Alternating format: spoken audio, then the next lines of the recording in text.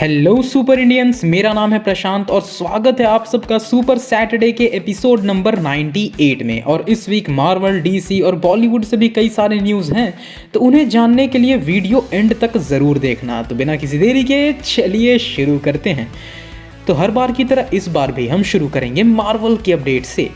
इस हफ्ते की सबसे बड़ी न्यूज़ ही यही रही कि 2024 की पहली सीरीज इको इसी वीक रिलीज हुई और एक ही साथ पूरी की पूरी ड्रॉप होने की वजह से लगभग सभी ने तो देख ही लिया होगा।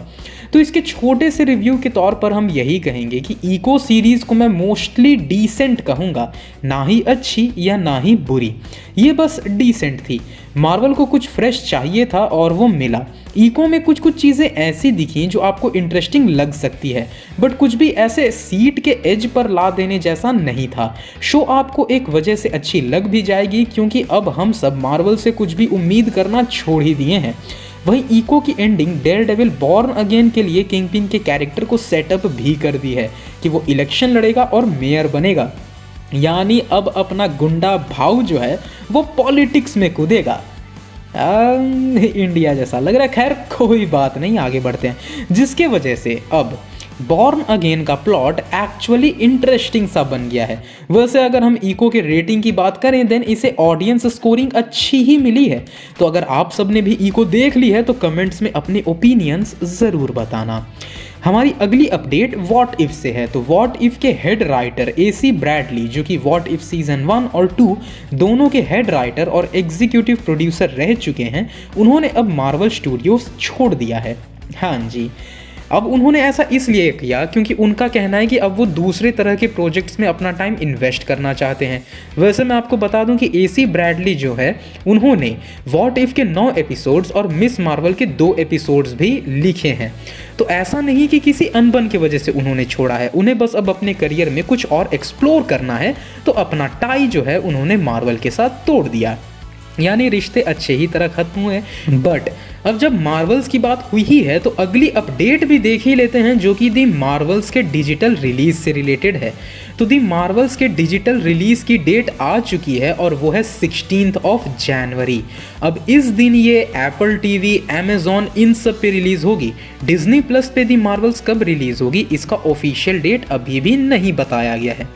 बट इस वीक एक और कमाल की बात हुई कि इको के रिलीज होने के साथ MCU ने अपना टाइमलाइन दोबारा से ऑफिशियली अपडेट किया और नेटफ्लिक्स के 6 मार्वल शोज को अब ऑफिशियली MCU के टाइमलाइन में जोड़ दिया गया है। अब ये सारे शोज के इवेंट्स जो हैं वो फेज 3 के अराउंड के हैं, जैसे डेयरडेविल और जेसिका जोन्स जो हैं वो आई एम ग्रूट और अवेंजर्स एज ऑफ अल्ट्रॉन के बीच के हैं। लूक केज, आयरन फिस्ट और डिफेंडर्स जो हैं वो एंटमैन और सिविल वॉर के बीच के हैं। और दी पनिशर सीरीज होम कमिंग के बाद है। तो अब ये हैं इन सभी शोज की ऑफिशियल टाइमलाइन प्लेसिंग। पर्सनली मैं तो डेयरडेविल और पनिशर के अपीयरेंस के लिए बहुत ज़्यादा एक्साइटेड हूँ कि जब ये दोनों कैरेक्टर वापस से आमने सामने आते हैं तो क्या हमें डेयरडेविल के सीजन 2 जैसा कुछ आइकॉनिक दिख सकता है या नहीं, कमेंट्स में ज़रूर बताना। और अब चूंकि किंगपिन एक नेता बनने वाला है तो ये मान के चलो गाइस कि डेयरडेविल बॉर्न अगेन में पनिशर जरूर दिख सकता है, क्योंकि हम वहां पे देख सकेंगे पनिशर एज विजिलेंटी कैसे क्राइम और पॉलिटिक्स दोनों से लड़ रहा है और वो डेयरडेविल के साथ किस तरह की तालमेल बिठाता है। तो एक्साइटेड जरूर रहना। तो इस हफ्ते मार्वल से तो इतने ही अपडेट्स थे और इस वीक डीसी से कोई अपडेट्स ऐसे कुछ खासे हैं नहीं।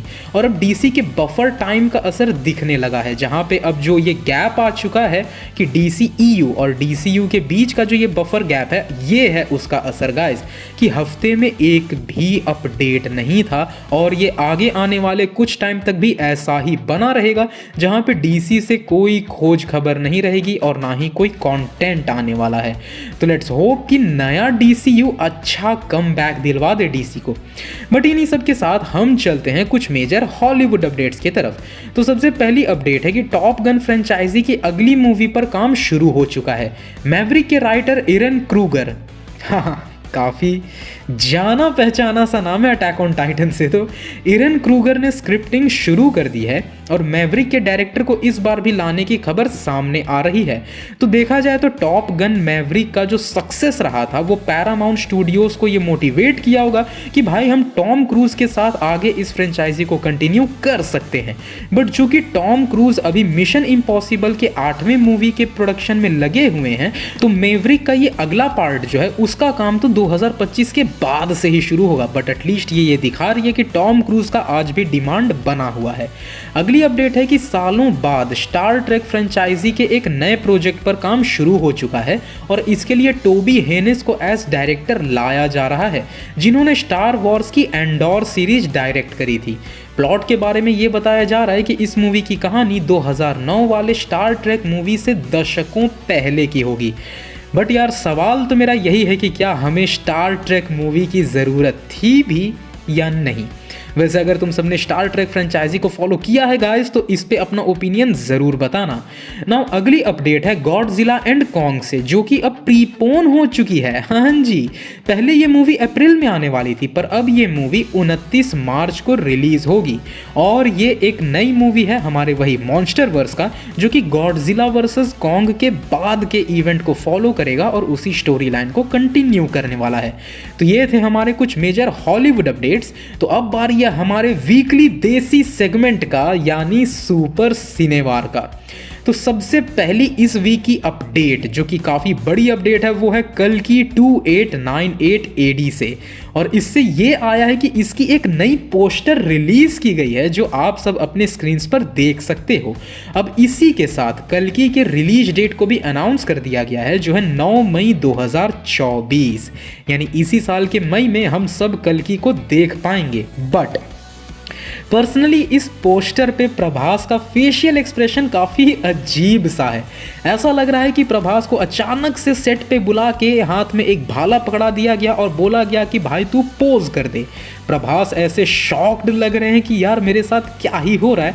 बट इस पे तुम लोग सब ये भी बताना गाइस कि प्रभास के पोस्टर्स हमेशा इतने अजीब क्यों आते हैं, या सिर्फ मुझे ही ऐसा फील होता है। अपने ओपिनियन जरूर बताना। और अगली अपडेट है डॉन 3 से, यानी वो नई वाली डॉन जिसमें अब रणवीर सिंह डॉन बनने वाले हैं।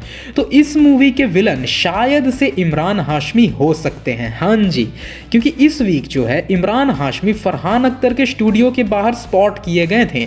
अब हो सकता है कि उन्हें एज अ विलन इस मूवी में लिया जा रहा हो। वैसे क्या इमरान हाशमी को तुम लोग एज अ विलन देखना चाहोगे गाइस, क्योंकि इस बार तो खैर टाइगर 3 में वो थे भी। तो उनके इस परफॉर्मेंस से तुम लोग क्या कंक्लूड करते हो कि क्या डॉन 3 के विलन के तौर पे इमरान सही रहेंगे या नहीं, कमेंट्स में ज़रूर बताना। अगली अपडेट है कि SRK को अभी नई दिल्ली में हो रहे एक इवेंट में इंडियन ऑफ द ईयर के अवार्ड से नवाजा गया। अब वहां पर उन्होंने अवार्ड जीतने के बाद काफ़ी एक अच्छा सा स्पीच दिया, बट उन्होंने एक जगह पे ये कहा कि अगर मैं कभी विलन बनता हूं या एक बुरे शख्स का किरदार निभाता हूं तो मैं ये फिक्स करूंगा कि उस कैरेक्टर को बहुत ज़्यादा सफरिंग मिले और वो एक कुत्ते की मौत मारा जाए। यानी ये है SRK का ओपिनियन एक विलन कैरेक्टर के ऊपर। वैसे तुम सब इससे कितना ज़्यादा तवज्जो रखते हो गाइस, कमेंट्स में ज़रूर बताना। और हमारी आखिरी अपडेट है कि सुपरस्टार रजनी सर की अगली मूवी लाल सलाम जो है अब वो इस पोंगल में रिलीज़ नहीं होगी। उसकी डेट जो है वो पोस्टपोन हो चुकी है और अब वो रिलीज़ होने वाली है February 9, 2024 को। तो गाइस ये थे इस वीक के सारे मेजर न्यूज़ अपडेट्स। अगर आपको वीडियो पसंद आई हो तो इस वीडियो को लाइक करना और अपने दोस्तों शेयर जरूर करना। साथ ही ऐसे सुपर ऑसम कंटेंट और अपडेट्स के लिए हमारे चैनल सुपर इंडिया को सब्सक्राइब कर देना। पीस।